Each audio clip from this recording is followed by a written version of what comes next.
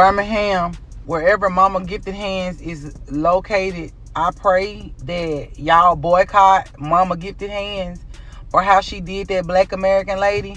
We have been telling y'all to boycott Africans because at the end of the day, they don't like you. They like your money. And then some people are saying, well, they want something from me and I want something from them. But let me tell you something. It's all about how you treat folks. I done paid you exactly what you asked for.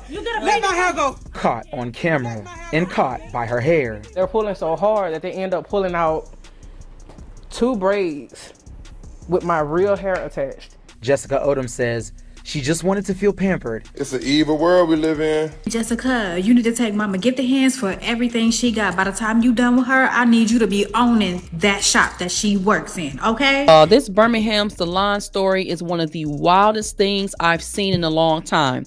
So a woman goes in for braids, gets quoted $200, and ends up getting locked inside the salon, dragged by her real hair, assaulted, and now the owner and 2 employees are sitting in jail. And the client, Jessica, has spoken out and said she's pressing charges, as she should. Let's get into it. This happened last Saturday at Mama Gifted Hands on Parkway East in Birmingham.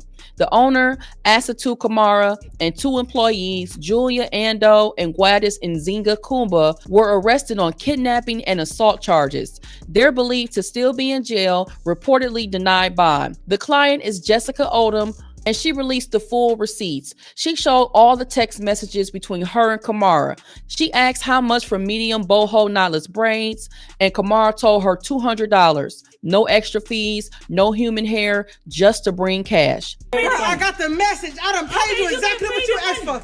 Let my hair go. Caught on camera and caught by her hair. They're pulling so hard that they end up pulling out 2 braids with my real hair attached. Jessica Odom says she just wanted to feel pampered and get her hair braided at Mama Gifted Hands on Friday. I would have never expected for it to end the way that it ended. Odom says she texted the salon owner directly to book her appointment.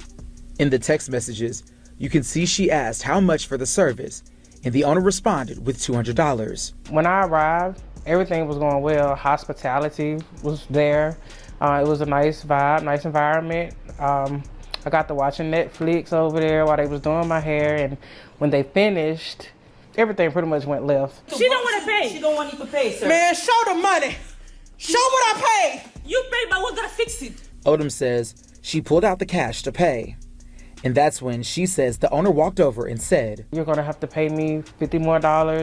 Then I tried to make my way to the door, and as I'm making my way to the door, she's like, "Just give me 30. If you can't give me 30, then go sit over there and we'll cut the hair out." Fearing for her life, Odom says she was locked inside the salon.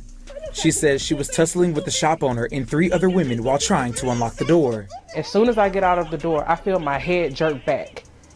And when I turned, I see 3 women pulling my hair. So now we're playing tug of war with my head. After the women were pulling on her hair for at least 30 to 40 minutes, Odom says the police finally showed up. I don't wish jail on anyone, but in this situation, I mean, I didn't do anything. I honestly just wanted my hair done, and I would like to see them pay for what they did to me. Jessica says she never asked for human hair. Kamara added it on her own. Then after the service, she demanded an extra $50. Jessica even pulled up the text. Kamara admitted she said $200, but still tried to force the extra $50 fee. So let's be very clear. Kamara wasn't confused. She wasn't mistaken. She was running a scam and being a bully. Jessica paid her the $200, and Kamara had the money in her hand. But because the scam didn't land, Kamara got mad. And that's the part that really exposes Kamara's mindset. Jessica was calm. She tried to talk to her. She tried to reason. She literally said, "Look, this is what you told me," and Kamara still refused. How do you get mad at someone for holding you to the price you set in writing? Make it make sense. And this is why I keep saying there is no sisterhood when accountability enters the chat. Jessica wasn't disrespectful. She wasn't yelling. She simply reminded her of what was agreed. And instead of integrity, Kamara responded with aggression, manipulation, and violence, all behind $50. She blew her entire business and possibly her ability to stay in the States over $50. Child, $50. Ooh wee, look what that money make a bitch do. So when Jessica tried to leave, Kamar told her to sit down so she could cut the hair out. Jessica refused. That's when Kamar locked the door. Jessica says they grabbed her, pushed her back inside, and pulled her by her real hair. She says patches came out. That is assault, not bad customer service. Assault. Even when police arrived, Jessica says Kamara grabbed scissors and tried to cut the hair anyway. Officers had to tell Kamara that she could not touch her. That tells you how far gone she was. Women need to take a step back and work on their conflict resolution skills, because too many women are going from 0 to 100 over things that could have been handled with clarity, communication, and accountability. Think long term. Think about consequences. Think about your business license, your reputation, the law. Kamar didn't think past the next 5 minutes. She didn't think about jail, deportation, losing her store, or going viral for the wrong reasons. Her only thought was proving a point in the moment, and now look at her looking dumb behind bars. When we go to a salon, we're looking for peace, relaxation, a break. Not a wrestling match, not a boxing match, not a tag team brawl. And this is exactly why more women are saying, forget these salons, I'll do my own hair. They'd rather wash it, blow it out, twist it, braid it, or throw on a wig at home. And honestly, every woman should know how to do their own hair on a basic level. But even if you do know how to do your hair and you want salon services for convenience and quality, it should not come with the risk of getting jumped. It should not come with the risk of having your rear hair snatched out. Some of these braiders, I don't know if it's the chemicals in the braiding hair melting into their bloodstream or what it is, but the aggression is out of pocket. Lace glue fumes should not be turning you into Deontay Wilder. This incident was so embarrassing that even other African braiding shop owners are speaking out to denounce what happened and show solidarity with Black American women, because they know this behavior reflects poorly on all of them. Dear African Americans, on behalf of every African community, and I'm speaking for everybody, find in your hearts to forgive us. What this lady over here did is very unacceptable. The behavior is very wicked, very horrible. We don't tolerate this type of behavior. For $50, you find the strength of pulling a fellow woman hair like that. The hair that you just finished doing. Mama's gifted hand. Sister, we Africans, we your fellow Africans, doesn't condone your behavior. No. Situation needs clarity. An African braider here in the US assaulted a Black American customer by dragging her by her freshly braided hair over a price disagreement. And let me say this clearly, she was wrong. I'm African, but I will not defend bad behavior. Wrong is wrong, no matter who does it. To my African American brothers and sisters, we are sorry. Let's be real.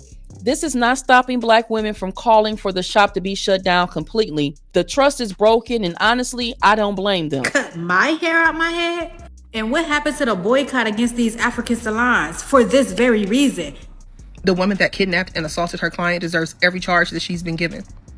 But I have a question to the Black community, and this is in no shade towards my African cousins.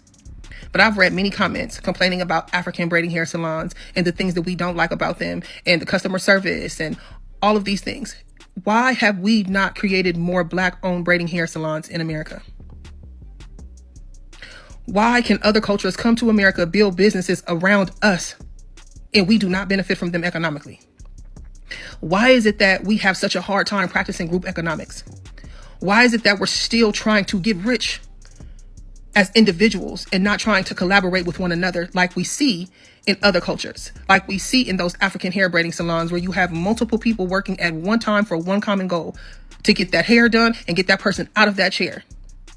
The main reason why most people go to African braiding hair salons, number one, the price. American hair braiders are charging exponentially more than they were 5 years. And don't get me wrong, I'm not one to try to tell someone what price to put on their product, but let's just be honest here. The second thing is timing. Most people who are able to afford $3, $4, $5, $6, $1,000 for hair are professional people that work. We don't have time to sit for 8 and 9 hours to get our hair, 6 hours.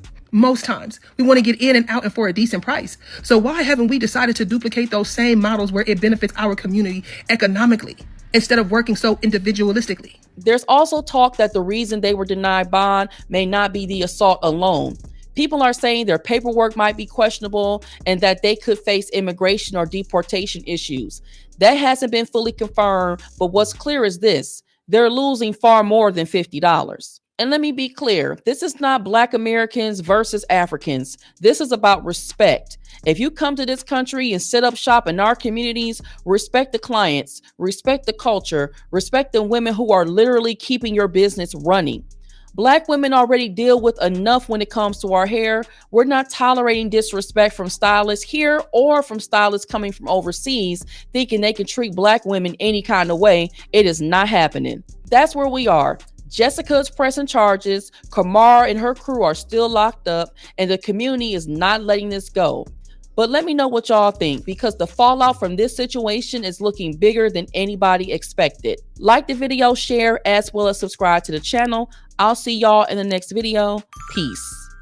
Maybe a few months ago, I posted a video talking about one of the main reasons why toxic salon culture is able to persist is because the clients, you all, continue to book with unprofessional hairstylists, right? Let me say this. This is about Mary's African hair braiding. Mary should be out of business as of today. Okay? All shade. Mary's Salon should be boarded up as of today. Now, seen the ruckus that has taken place in Mary's African hair braiding shop, right? You've seen the braiders fighting on top of customers' heads, coming to blows, fisticuffs, while they're servicing clients. Okay? And then you see Mary herself, live and in color, standing over top of a customer as if she's going to jump on her behind a payment dispute, telling the customer, I don't give a damn if you've been coming to me for almost a decade and putting money in my pocket, food on my plate, and lights in my home. Your business don't mean a damn thing to me. So what? These are the type of hair salons that should be put out of business. The lights should be off. Because how do you justify, after you've seen something like that, how do you justify booking in that type of salon and not knowing what atmosphere you're going to come into? You don't know if they're going to be jumping on you, each other. You don't know if they're going to pull out a pew pew or pokey pokey and escalate it and you get caught in the crossfire. And on top of that, the work is not even good. There are countless reviews of people showing their finished hairstyle. The parts are raggedy and they have to take down the hairstyle and come back and get it redone. The boho hair is falling out. They asked for one thing and got a completely different thing. Sisters, listen to me and listen to me carefully. Why do you feel like you need to subject yourself to this type of treatment to get your hair done? There are millions of people who are braiding out here across price points. So why are you subjecting yourself to this type of treatment from any hairstylist? Okay. That part. What I find very interesting, none of y'all as women are standing on anything. What are y'all standing on? Look, what are you standing on?